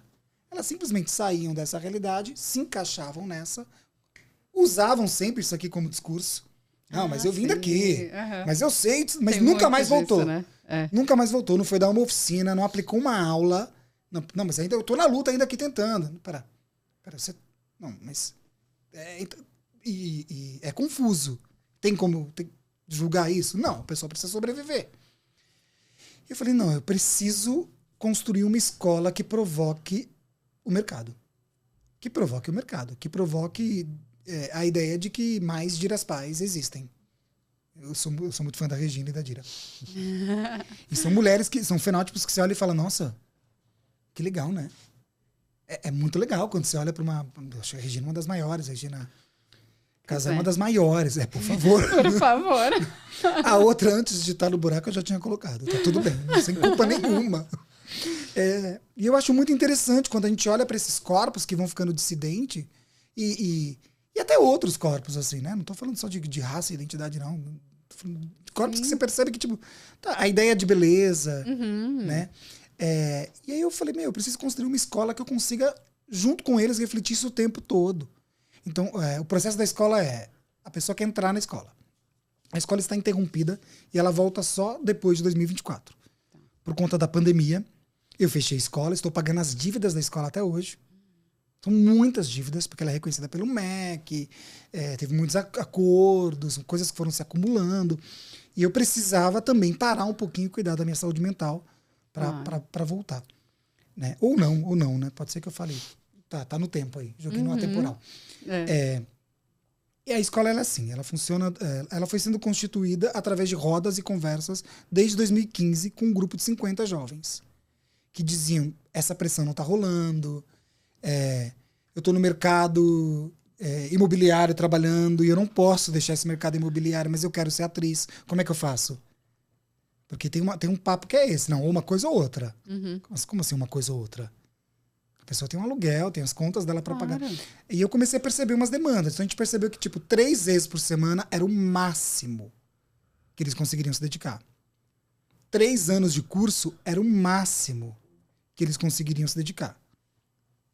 3 anos de curso era o máximo que eles conseguiriam se dedicar. O processo de seleção não poderia ser uma prova que reprovasse direto. Poderia ter um processo de admissão. Então a gente faz assim, a pessoa fica 6 meses cursando as atividades. Então ela entra. Tem gente que estreou o espetáculo nesses 6 meses. Entrou em cena. E aí depois, dentro de uma roda democrática, a gente fala, tá pronta, vamos fazer a roda democrática? Vai ter roda democrática. Tem 6 pessoas que estão no processo de admissão. A comunidade conversa sobre e vota coletivamente. Então, tal aprendiz conviveu com aquela pessoa o tempo todo, sentiu uma disciplina incrível. Então, o feedback é dado ali na hora, se a pessoa é reprovada ou não. Raramente a pessoa vai ser reprovada, porque se ela ficou 6 meses e chegou até a roda, é porque ela quer. Sim. Então tem várias... A vida testa a gente, né? Não precisa nem de prova. Pode deixar que a vida reprova. Pode deixar que a vida reprova. Então, esse sentido de dilatar um pouco o tempo, de dar um espaço da pessoa entender se é aquilo que ela quer. Teve muita gente que fez... Muita gente. A maioria das pessoas, 80% desistem. Pedem, nossa, obrigado pela experiência, estou transformada, vou fazer relações públicas na USP. Aconteceu muito disso. Vou voltar para medicina. Entendi. O que eu quero... Filosoficamente é isso aqui que vocês falaram, mas tecnicamente falando é medicina. Então eu vou tentar pegar um pouco do que eu aprendi aqui e cutucar na sociedade. E falar para a medicina, me respeita nesse sentido, vamos conversar um pouco, criar esses espaços. Então a escola temporal ela foi uma tentativa pedagógica e social mesmo, assim. De como, por exemplo, eu vou dar um exemplo de uma atriz que nunca trabalharia como atriz se fosse no outro esquema. Porque ela não fala manda job. Ela não vai dizer manda job. Ela não vai fazer book. Ela não vai em agência. Ela não quer. Ela gosta de fazer peça no teatro de Torneado. Tá. E ela gosta de fazer filme com o Will. Por quê? Porque é a zona de conforto dela. E o que é a zona de conforto? A gente ensaia entre nós. Tem sábado que eu posso ir no casamento. Eu posso ir no casamento. A gente cancela a apresentação porque meu irmão vai casar. Mas como assim? Vocês vão cancelar uma apresentação? Mas... Esse rito é feito dessa comunidade. E uma pessoa dessa comunidade vai casar. E aqui a gente respeita os ritos de passagem. Como nascimento, casamento. Porque lá atrás eu não respeitei. E isso me machucou e machucou muita gente. Então é isso. A escola temporal ela foi se formando dessa experiência de picuinha mesmo, assim. Sabe? Nossa, isso aqui não pode. Isso aqui pode ser lido no futuro como algum tipo de autoritarismo. Então não. Então tal professor está se relacionando com a aluna. Que bom, é em público, todo mundo está vendo? Há alguma omissão sobre isso? Porque pessoas se relacionam. Maior de idade, pessoas se relacionam. Tá consciente? Foi debatido em roda as relações de poder que a pedagogia traz, né? Que o lugar a pedagogia da sedução. Vamos ler um texto chamado A Pedagogia da Sedução para a gente entender por que tantas alunas e alunos têm essa fixação pelo professor, pela imagem do professor. Vamos desconstruir isso? Vamos desconstruir isso no professor? Vamos aprender a dizer um não coletivamente primeiro? Antes de jogar para o indivíduo toda essa responsabilidade de decisão? Vamos entender o que é um ato abusivo e o que é se prender dentro de um ato abusivo e se privilegiar disso na época e depois reverter isso? Não, calma. O que você ganhou com isso na época? Então, é um lugar de reflexão que não escolhe posicionamento político urgente. Então, não, porque isso é... Não, calma, isso não é. Isso está sendo. Então, é agora. Se fizer silêncio e deixar para depois, vai virar trauma. Quer que vira trauma? Jung. Então, é nesse momento que a gente começa a entender os princípios junguianos de tirar. A sombra está formada? Bora levantar essa sombra para ver o que tem nela. É a questão do ser-estar, né, que eu comento. Porque eu acho que ninguém nada é. A gente está, né? Então, a gente está sendo. Mas, assim... A escola temporal está em suspenso por enquanto, mas você continua dando curso. Continuo. Então conta sobre esses cursos. Não tenho vergonha na cara. A suspensão da escola vem porque eu nunca consegui participar do mercado ativamente. Então, assim, às vezes as pessoas falavam, dirige minha peça. Eu falava, mas eu sou do Torneado, do Teatro de Torneado, que é meu grupo, né? Ah, não, mas eu tô na escola temporal. Eu sempre fui visto como essa pessoa que pertence à loucura da coletividade. Tá. E aí eu falei, não ganhei dinheiro, né? Não me empoderei em vários sentidos, assim. Nossa. E num lugar capitalista a gente precisa, né? E eu do pedi dinheiro. um tempo pro rolê, assim, formei a turma, que tinha que formar, a gente tá produzindo agora um longa com eles. Tem um outro curta que a gente também vai produzir. E disse, vamos dar um tempo e eu não vou mais dar aula. Passou um ano sem dar aula, eu falei, eu preciso dar aula. Eu estou fazendo audiovisual, e o audiovisual tem um ritmo que eu não consigo me acostumar. Os gritos, as palavras, o jeito, as hierarquias, eu não consigo me acostumar. Falei, eu preciso ter algum lugar para experimentar. Que eu consiga entender como é que eu posso fazer o meu audiovisual junto com a minha comunidade. Né? A experiência do SET me trouxe isso. Né? 50% era a galera da minha rede, 50% do mercado. E a gente não conseguiu se comunicar com a galera do mercado. Era um banquinho me cutucando por trás. Ô, diretor, senta aqui. Ô, diretor, você não pode servir café. Mas eu não estou fazendo nada. O diretor tem que dirigir, tem que falar, ele tem que falar muito. Não, mas eu não quero falar, já combinei. Quem dirige o set é a minha diretora de fotografia, não sou eu. Que é a Silvia Sanches. Eu já fiz uma decupagem com ela. Nós temos uma relação hierárquica, no sentido de feminino mesmo, assim. Nós somos duas pessoas bem femininas e a gente se identifica muito. E a Silvia é mais objetiva do que eu. A Silvia cumpre um pouco mais as coisas do que eu. Ela dirige melhor a imagem do que eu. Eu crio mise-en-scène, o ator, a coisa, ensaio 3 dias antes. Porque ali na hora do set eu não quero dirigir. Eu falei, muita crise. Como é que eu vou lidar com esse povo do audiovisual? Que é difícil, né? O pessoal do audiovisual. Grosso.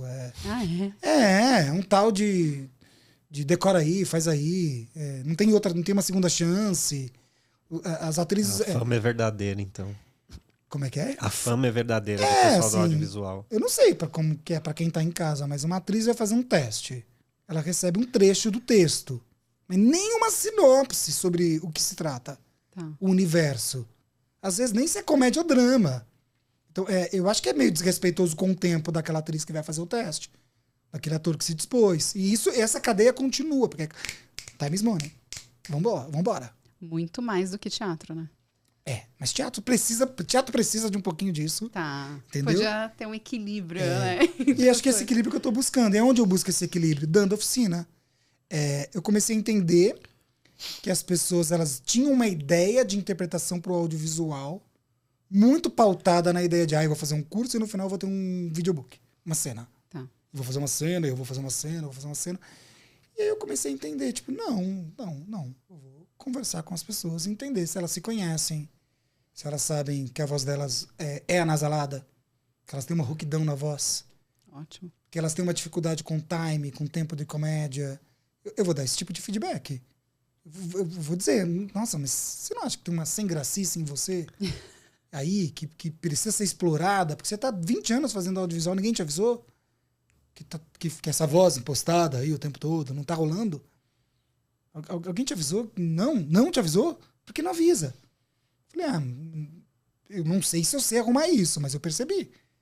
E falei, eu busco toda a delicadeza, dou uma conversada, olho pro sujeito. E nesse caso era uma oficina de interpretação pro audiovisual, seria? Essa é a segunda que eu tô dando nas oficinas culturais. A Poeses. Poeses? Poieses. Uhum. É ali que eu falo? Onde falo? Aqui. Oficina Cultural Alfredo Volpi. Essa vai ser a segunda oficina, um segundo módulo aberto para todo mundo que não participou do primeiro. O primeiro teve 100 inscrições e 20 vagas. Eu não fiz seleção. Eu peguei os 20 primeiros. Tá. É uma dificuldade minha. Uhum. E agora, para esse, eu vou fazer uma seleção.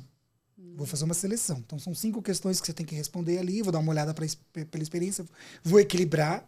É óbvio que vai ter gente experiente. É óbvio que vai ter gente que não faria. Tá.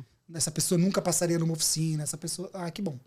Ótimo. Então, tem umas perguntinhas meio básicas, assim, de que escola você veio. É isso, né? Um curso de audiovisual. É caro por aí. Então, vamos ofertar para quem não tem condições. Então, agora, até o dia 11 de maio, inscrições abertas no site da Oficina Cultural Alfredo Volpi. É uma oficina de interpretação para a câmera, mas os princípios dela não são só técnicos, assim. São de... o estado do ator no momento em que fala corta.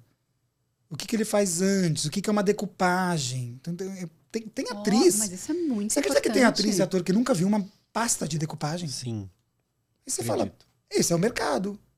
Ué, se você decupou com a diretora de fotografia e vai ter uma gravação, por que você não pega aquela pasta, assim como você entrega para o técnico de luz e mostra o mapa? Ó, você vai andar aqui, depois vai até essa janela, tenta fazer essa fala toda virada para aqui, faz essa explicação técnica, né?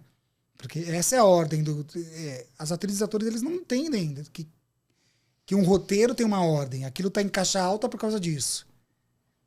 Duas barrinhas antes de uma fala é porque é corta atravessado. Eu falo, ué, por que esse conhecimento tá escondido?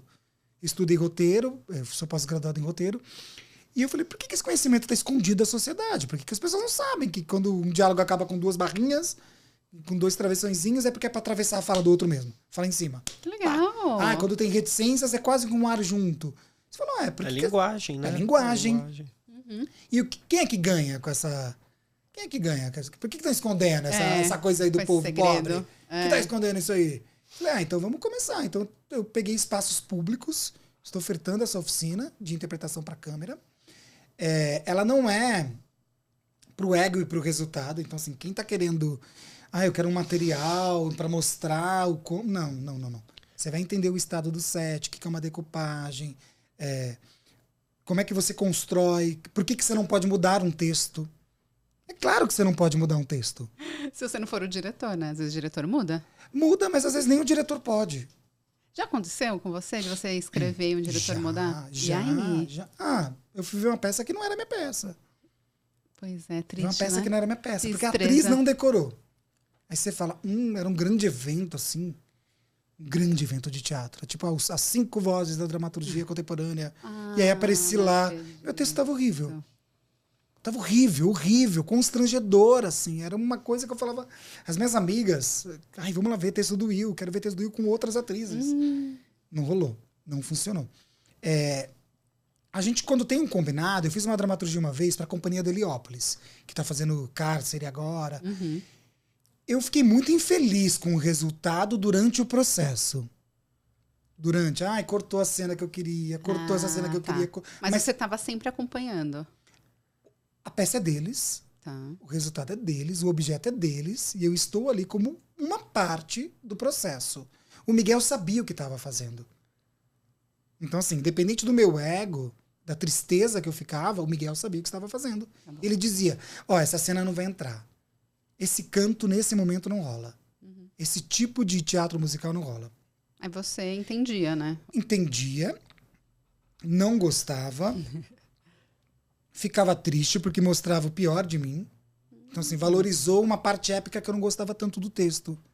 E quando você... Pra mim era assim, esse drama com esse épico vai dar um drama épico. Mas quando... Esse drama com esse épico vai dar um drama épico. Sonorização. E quando você corta o drama, fica épico. Tem alguma coisa balançando ali junto, mas não é. Porque, às vezes, o sentido das coisas é pelo encontro. Quando você tira uma parte do encontro. Mas quando eu vi o resultado, eu vi que ele comovia, eu vi que ele servia a comunidade de Heliópolis, eu vi que eles tinham muito mais propriedade do que eu para contar aquela história no rito que eles poderiam contar. Tá. E eu estava muito... eu sou de comunidade, de periferia, eu não sou de favela. É uma outra arquitetura. E o Miguel é super responsável, né? A peça que eu vi da minha vida... que é o Queda para o Alto, espetáculo que eu acho mais divisor de águas, né? Eu vi com 18 anos, era da Companhia de Heliópolis. Então, estar escrevendo para a Companhia de Heliópolis naquele momento era importante. Eu esqueço a importância na hora, não ligo, pode ser a Xuxa, treto do mesmo jeito pelo texto, falar, Xu, não vai dar. Xu, não rola, mano. Amo. É muito cagado isso aqui, vamos tentar de outro jeito. Então, acho que rola... uma decepção, não sei se o Léo tem sentido isso, mas às vezes a decepção... Ela é mútua, assim, às vezes você fala assim... Cara, eu já gravei coisas que quando eu vi a atriz falando do texto, eu falei, mano, ela cagou tudo. Maldito, assim. Tipo, o ator, você fala, meu Deus, não rolou. Só que eu não tive nem acesso pra dar um toque pra ela. Você fala, como é que eu vou explicar que eles erraram na direção de ator na preparação. Você fala, aonde está o erro? Tá onde? Na falta de ensaio? Fica sempre tentando, né, descobrir, né? Eles tiram um roteirista do set, né? Já começa por aí. A gente não pode pisar no set. É que o William sabe de todas as etapas, assim, talvez. Né? Ele escreve, dirige, atua, tal. Tem um olhar diferente mesmo, muito mais crítico. Eu sinto que... agora vamos falar de prazer. O audiovisual me traz um prazer que o teatro nunca me trouxe. Nunca me trouxe. É muito louco. Nunca me trouxe. Eu fiz teatro com uma cabeça de audiovisual. Então tudo era muito espetacular. Não sei se você era tudo muito. Uhum. E não cabia ali no rito do teatro, porque ele precisa de uma indústria para funcionar. Só que dentro dessa indústria ele precisa de uma voz. Não adianta, assim, tipo, eu não sei, assim, eu acho as atrizes e atores que saíram do Tornado incríveis, muito bons, em todos os sentidos. Uhum. Pessoas incríveis, assim, escrevem bem, atuam bem, são generosíssimas, todo mundo... essa fama é muito boa, todo mundo fala assim, as pessoas que saem daí são muito bonitinhas, muito educadas, são. E não cede, sabe, não cede. Então, as histórias eram muito espetaculares. Por que eu queria fazer teatro? Porque é o lugar dos pobres, né? Poder colocar a ficção. Isso. É o único lugar. Mas não cabe. Às vezes, uma vez eu fui fazer um infantil. Thaís conhece o texto. O Celofane. Ah, sim. É lindo. É lindo o texto. Nossa, eu nunca tinha me tocado do quanto era bonito. Como? É maravilhoso. Todos os seus textos são muito sensíveis. Eu escrevi em 2005 esse texto. Ele é muito bem escrito, ele tem toda uma jornada da heroína. Nem tinha esse conceito de jornada da heroína. De como é a jornada do herói sobre um olhar feminino, a tragédia, como a menina se lança ao fogo no final. Em 2005, a travesti era uma protagonista de um teatro infantil. Você fala, que legal. Mas eu nunca escrevi pensando assim, vou escrever uma peça sobre uma travesti. Não tem sentido pra mim. Eu sou um ficcionista. Eu estava falando, eu queria escrever um espetáculo sobre a margem, né, no sentido mais bonito e estético, porque a margem, para mim, também é bonita. A periferia é linda. Sim. Eu tenho um carinho, assim, né? Eu moro na periferia, eu moro em comunidade, e é lá que eu pertenço. Assim, eu rodeio o mundo e eu só me sinto bem lá. E aí você demora 20 anos para entender que não adianta. Você não vai. Você sempre foi daqui. Não adianta. Você pode ganhar dinheiro, você pode... Não vai rolar. Ou é o vilarejozinho de Minas Gerais, ou é o Itaim Paulista. E não adianta você querer sair. Comprei um apartamento em Pinheiros, na Vila Mariana. Em pouquíssimo tempo eu vou estar reclamando. Porque foi isso que eu fiz nos últimos 20 anos. Eu só sossego quando eu estou no Itaim Paulista ou em Minas Gerais. Então, essa coisa da dramaturgia não caber... Não sei se o Léo sente isso. Você começa a escrever uma coisa, você fala assim, é curta. Curta, isso aqui não tem nem fôlego para chegar até lá. Isso aqui é curta-metragem. Nossa, e esse curta é longa? Nossa, esse longa é série.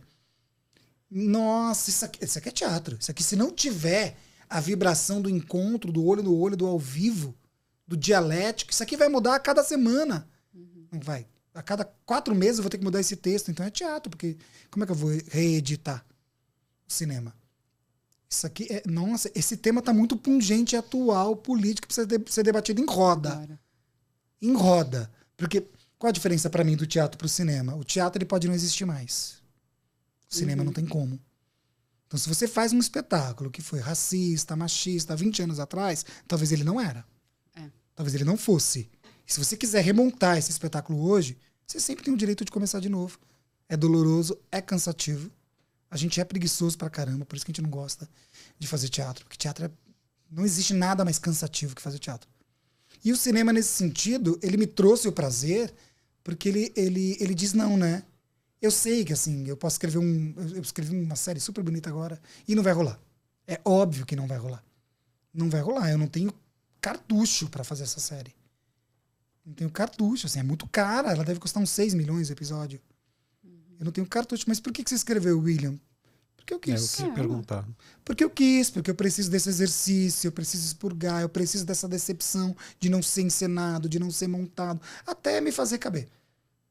Desculpa, isso é muito importante você estar falando, que é uma coisa que eu tenho percebido, que parece que tudo tem que ter uma utilidade mercadológica, né? Então, tudo que você tem que escrever tem que ser publicado, encenado e tal, mas as pessoas não pensam como exercício do seu ofício, que é o que você estava comentando outro dia, que uma pessoa perguntou, né? Como é que eu conseguia tempo para poder O trabalho dele é escrever. Nem tudo vai virar um produto, né? Mas eu sinto que tem uma cobrança por isso, sabe? Eu tenho uma cobrança minha, não é de fora. Não é de fora. Que tudo vire produto? Que tudo seja visto. Tudo seja visto. Então, Do jeito que você planejou ou não? Porque Do o que você falou é interessante. Léo, Pode ser vamos uma lá pela publicação. obsessão, né? Você é movido por sua obsessão? Sim. Eu sou. Tipo, Will, quando você sossega? Se você perguntar, Will, quando você começou a escrever direito em 2020? Tá. Eu escrevo há muitos anos. É. Então, assim, eu tive que fazer uma faculdade de educação para entender sociedade, organização, e que eu não sou um professor. Eu não sou um professor. As minhas palavras têm um poder de educação na sociedade? Tem. A ficção cumpre uma parceria com a educação? Cumpre. Mas eu não sou um professor, ok? Me desgrudei. Você vai voltar com a temporal? Não sei, faz parte dessa crise. Faz parte dessa crise. Então, você topa só ser um escritor? Foi o que eu disse para mim. Topo. Eu sou um ficcionista. Quais são as linguagens possíveis de ficcionar? Então eu vou ficcionar na literatura, porque na literatura tudo cabe. Eu posso criar uma onda e a onda vai existir. Eu posso fazer chover, que não vai ser caro. No teatro, um pouco mais. Eu posso dizer, imaginem vocês que nesse momento um grande tormento começa a acontecer, mas esse tormento é no céu e uma chuva desaba sobre Alice. Que legal. E no cinema? Não. Então eu tô começando a entender quais são os limites, mas sua pergunta foi no sentido de uma cobrança. De colocar. Eu vou dar um exemplo. Você quer que eu fale de mim ou da sociedade? Não, acho que de você, né? Mas dá seu exemplo. Eu, em 2013, comecei a escrever crônica. Porque eu precisava colocar para fora o que eu estava sentindo. Só que isso acabou gerando algumas consequências. Tipo, uma amiga parou de falar comigo porque eu escrevi uma crônica que eu me inspirei nela. Não citei nomes, mudei gênero, mas as pessoas reconhecem. Aí comecei a fazer análise esse ano. E a minha analista falou assim, você precisa escrever porque é uma coisa que te faz bem. Mas precisa publicar? Eu falei, nossa, faz sentido, né? E aí eu comecei a escrever e não publicar. Voltei a escrever. Eu tinha bloqueado isso. Não conseguia mais escrever. Aí comecei a escrever e não publicar. Mas ainda... Nossa, você pegou no calcanhar agora, meu. Acho que foi a pergunta mais difícil até agora, essa. Vamos lá. Num processo de emancipação, assim... Pode abrir o coração. Lógico, por favor. Vamos lá. Quando eu fiz o Despertar da Primavera com a Magali Bife, que eu citei aqui, eu conheci um garoto com 18 anos. E me apaixonei por ele. Foi o primeiro amor, primeiro beijo, primeiro movimento. Depois de um tempo, ele morreu em 2004. Ele faleceu em 2004. E ele faleceu tinha um silêncio entre a gente não se falava. A gente não se falava. Ele não queria falar comigo.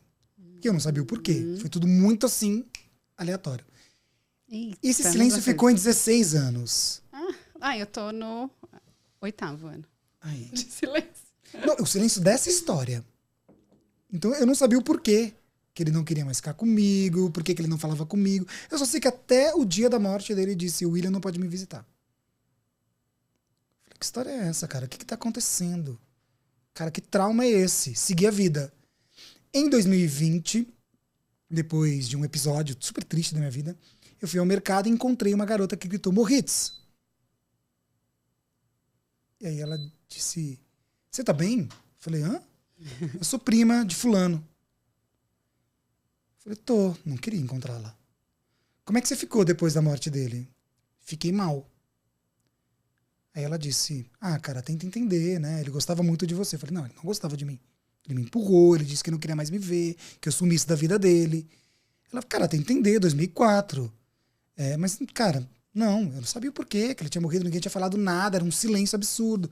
Aí ela disse, tenta entender. HIV em 2004 era um estigma muito forte.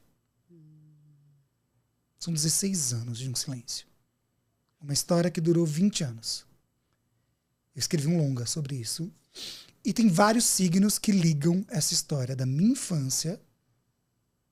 A gente fez parte de um grupo de teatro. Esse grupo tem um nome. Esse nome é uma história da minha infância. E aí, aos 18 anos, eu encontrei ele nesse grupo de teatro com esse nome que eu criei na minha infância. E aí, em 2020, eu encontro essa menina que me diz isso. O nosso corpo, ele sai escrevendo o dia inteiro. Quando nós somos autores de verdade, né? Quando a gente é autor de verdade. Quando a gente entende que não é... essa sofrência, essa dor... Marília Mendonça fez isso muito bem, né? Eu sou fã incondicional dela, assim. E os sertanejos, né? Eles são incríveis nesse sentido, né? Vou chorar, desculpe, mas eu vou chorar. Então, eu acho que existe um lugar que nos desautorizam quando nós somos pobres, dizendo que, não, é muito... Você ficar falando da sua história é muito feio. O Woody Allen pode. Entendeu? O Almodóvar pode. A gente não. A gente não. Então, acho que existe um lugar que a gente precisa perceber que a gente escreve o tempo todo com o nosso corpo, com as nossas escolhas. Quando uma escola que a gente planejou 15 anos fale... será que essa escola existiu ou ela existiu para eu escrever sobre educação? Sobre um projeto utópico, de um dos espetáculos, uma das séries que eu estou escrevendo. Vou falar mesmo. Para mim, só nunca vai ser encenada, porque ela chama do Ensaio para o Baile. É uma série que fala sobre educação nos anos 90 e ela tem carros dos anos 90, cenários dos anos 90. Isso é caro. Mas ela isso. Globo tem que comprar. Não quer. Quem é o eles William? Gostam, não gosta nada. Eles gostam do que eles querem. Ponto. Na facilidade deles. Você acha que eles vão? Uma novela das 6. Nossa, vai ter que ser assim. Eu vou ter que provar por A mais B que eu sou capaz, que eu não sou arrogante, que eu só sou uma pessoa que tá com vontade e sonhando. Porque toda vez que você sonha um pouco em volume alto, é lido como arrogância, né? Super. Sim. É lido como arrogância. A não ser que você venha de um lugar muito específico. Né? Ninguém questiona a herança que importa. Não, ninguém questiona que fulano é filho de não sei quem, neto de não sei quem. Ninguém questiona isso. Mas se você é alguém que ousa sonhar, não, esse não é o momento. Você faz um curta primeiro, um curta... E se eu morrer? Começa com mais simples, né? Quanto tempo dura essa vida só pra entender? E se eu morrer? Porque, eu quero escrever agora. Eu estou escrevendo há muitos anos.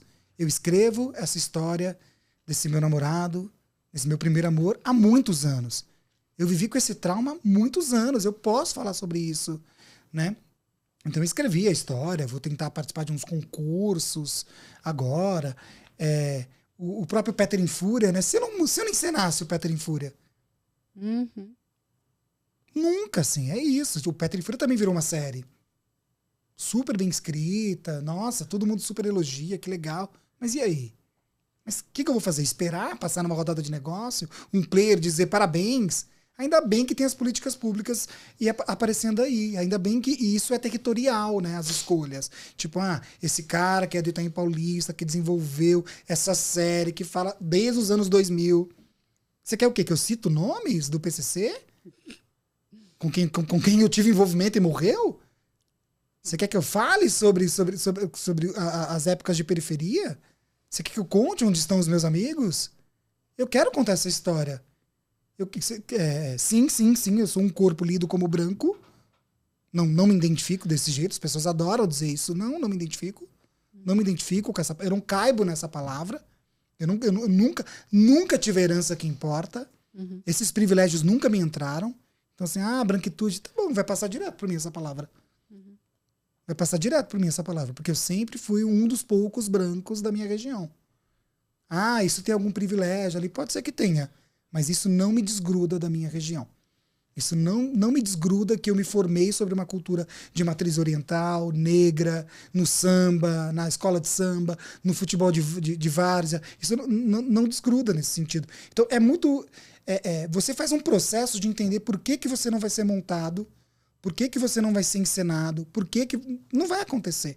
A não ser que em algum momento eu vire uma pauta. Porque ser gay periférico não é pauta, mas hoje em dia o capitalismo não se interessa. Ser gay periférico e branco não vai ajudar muito, não. E aí cria-se toda uma ideia de que, nossa, não, mas agora os negros, as trans... Que negro, que trans? São pouquíssimos. São. De acordo com o número de escritores e dramaturgos negros... Desculpa, vocês precisam abrir um pouco mais de espaço, então. Vocês estão malucos. Não adianta vocês escolherem 3 ou 4 e isolarem, ou fazerem o que as salas de roteiro fizeram durante um tempo. Não sei se vocês estão fazendo ainda. Nossa, precisa-se de um roteirista preto aqui para nossa sala. Precisa-se. Por quê? Porque agora é a onda, é a moda. Não, respeita. Respeita. Existe toda uma formação, essas pessoas estão extremamente preparadas e elas conseguem conduzir com a poética delas. Agora, se é para ocupar um lugar, é triste nesse sentido. E a gente vai, porque eu já me submeti muitas vezes. Ah, não, a gente precisa de alguém da periferia para ouvir. Ouvir para quê? Ah, não, o legal é que você é gay, né? Então, tipo, mas... Não é tão legal assim, se você tá sabendo. Não é tão divertido assim. A palavra engana. Não é tão divertido assim. Então, a gente começa a ter uma consciência com o tempo de... cara, quando você é abandonado, você é abandonado pelos seus próprios parceiros. Todo dia. Pelo próprio capitalismo. Tipo, que legal. A gente vai desistindo todo dia, assim. A cada 8 anos eu começo um ciclo novo de formação de integrantes e parceiros de trabalho. Porque as pessoas não aguentam. E não é culpa delas. Elas precisam ganhar dinheiro. O que pode acontecer um dia, talvez, o William se organizou, esse universo da Willolândia existe, e isso vai ser colocado no mercado. Se isso acontecer, você pode ter certeza que vai ter um fenômeno de câmeras que não estariam lá. O fenômeno de microfonistas que não estariam lá. De produtores que não estariam lá. Então, assim, quando você muda um agente transformador, você muda uma cadeia. Então, as pessoas, às vezes, elas tomam muito cuidado com o que é representatividade. Quantas vezes os próprios chefes que abriram espaço em sala de roteiro para minorias, começam a passar por algumas pressões. É normal. Porque quando você abre a porta, os fantasmas aparecem. E a nossa capacidade de roda, a nossa capacidade de se olhar e se conversar no instante, no momento, não deixar o fator do tempo e do silêncio agir por muito, por uma lacuna muito grande. E é isso. Então, quando vocês falam tudo isso para dizer que eu estou preparado para essa frustração de não ser ensinado. Porque se você perguntar assim, Will, você é um cara que deu certo? Eu vou dizer, claro que não. Claro que não. Nossa, é muito otimista nesse sentido. Você tá filmando, você entrou... É isso. Eu acho que você tá dando certo, né? Acho que deu, já é passado, mas você é super... Sim, você venceu o Rota. Nossa, um dos principais festivais de cinema. Sim. Você participou de um BR Lab, você se pós-graduou. Claro. Você... não tem nenhum prazer nisso. Não tem nenhum prazer nisso. Mas o que significa vencer para você? Vencer? Deu certo, assim, sabe? Dar certo. Uma cadeia produtiva formada por pessoas que deixaram o sonho para trás. Tá. Atrizes e atores que abandonaram a profissão, mulheres de 50 anos que não conseguem mais atuar por conta da idade, negros que não aguentam mais ser objetificados em suas pautas e simplesmente não podem entrar em cena e sonhar, porque o tempo todo tem que carregar uma dor e uma bandeira, porque... o audiovisual se apropria nesse sentido, né? O audiovisual, não, desculpa. A arte tem esse lugar de desapercebido de fazer da nossa dor um produto em pouquíssimo tempo. E a gente não pode simplesmente entrar em cena e fazer um stand-up e fazer sorrir, ou o nosso Let It Go, ou o nosso Encanto, sabe? E aí, quando eu começo a ver obras, posso citar exemplos que me deixam muito positivos? Quando eu vejo Hans Garritz, quando eu vejo Encantados, aquela do supermercado. Quando eu vejo Cidade Invisível, eu falo, meu senhor, será que vai? Será que uma hora eu vou conseguir? Porque são obras que eu olho e falo, que legal. Quem escreveu Encantados? São 2 mulheres incríveis. Quem escreveu Cidade Invisível? Quem é a chefe do Cidade Invisível? É uma roteirista mineira, incrível, com uma história muito à parte. E são corpos dissidentes em vários sentidos, porque são imaginários dissidentes. Aí você fala, por que esse Hans Garritz é tão legal? Porque ele tem na sala de roteiro deles pessoas, uma diversidade, uma alegria, uma generosidade com a história do homem comum. Então, assim, Will, você tá desanimado? Tô. Acho que a melhor coisa que eu posso fazer é estar desanimado, porque criar esperança é criar uma depressão amanhã. Não faça isso mesmo, assim. Escreva porque é a tua tonicidade, você precisa escrever para existir. Isso tem a ver com a sua existência. Eu acho. Não crie expectativas desse mercado. Olhe para uma ou outra obra, né? Porque eu citei 3 obras aqui que eu adoraria trabalhar. Nossa, tipo, a música sertaneja e as minas estão lá, e é super divertido. Aquilo me lembra minhas primas em Minas, me lembra o cotidiano periférico. Nossa, quem é que fez o desenho de audiência de Renz Garrido? Você é um gênio. Quem fez o desenho de audiência de Cidade Invisível? Aquilo é incrível. É muito bem feito. Você fala, meu, e que encontro de classes para surgir aquilo, né? Porque não é uma coisa só periférica, só burguesa, só rica. Porque no fundo a gente está caminhando. Nós tínhamos que estar caminhando para o uno, né? Para uma unificação. Não para uma separação nesse sentido, né? A gente tinha que estar caminhando para essa unificação. É romântico, é perigoso, é utópico, mas você disse... A pergunta foi quando eu vou me sentir realizado. Não, o que é vencer? Vencer é ver gente como eu trabalhando.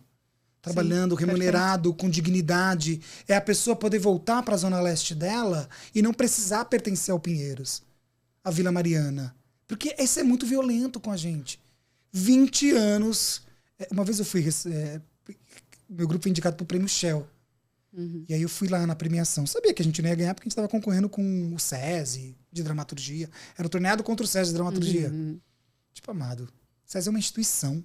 SESI. Você acha? Nesse momento, em 2015, não estava essa febre ainda do teatro periférico. Pá. Eles não vão pagar esse pedágio, não vão dar. Fui. Eu não consegui beber uma taça de vinho. Eu não consegui comer. Foi a pior experiência da minha vida. Eu nunca mais mandei e-mail para prêmio assistir a gente. Falei, Deus me livre. Eu não posso ficar o tempo todo pedindo autorização pro prêmio, pro crítico. Não, o que importa para mim é aqui em Ribeirão Pires, esses anos que eu me isolei aqui, tem uma fila lá fora de pessoas comuns, querendo assistir o meu espetáculo, me encontrando no meio da rua e me dando feedback, dizendo, pô, legal aquilo que vocês falam do SUS, né? Meu avô teve câncer, realmente. Muito mais legal vocês fazerem tudo aquilo com uma comédia, né?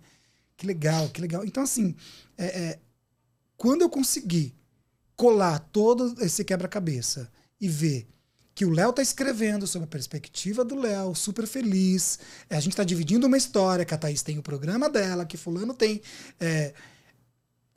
E dentro disso tem uma cadeia de satisfação e não de poder, eu vou ficar bem feliz. Por enquanto, a cadeia produtiva ela tá muito armada pelo poder.